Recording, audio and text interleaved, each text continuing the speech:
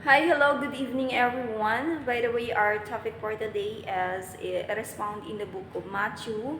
So it's all about forgiveness. So, ayun, basahin po natin siya sa today's English version na Bible. So, ayun, sa today's English version na Bible po, sinabi po doon, sabi ni Pedro,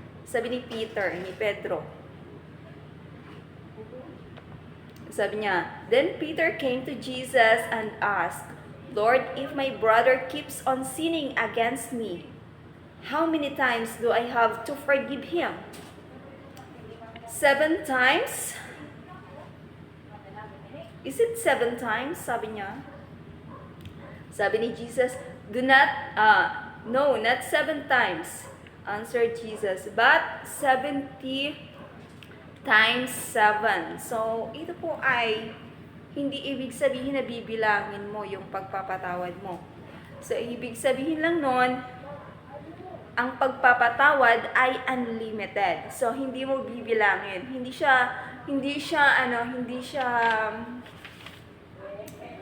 literal na bibilangin mo kung ilang beses mo patatawarin. So, ayun. Sabi niya, 70 times 7. Pero ang ibig sabihin nun, unlimited. So, ibig sabihin, unlimited mo siyang patatawarin. So, because ang pagpapatawad ay isang desisyon. Hindi yung isang emosyon na pag-feel mo lang, tsaka mo gagawin. So, minsan, kasi akala natin minsan, nagpapatawad tayo.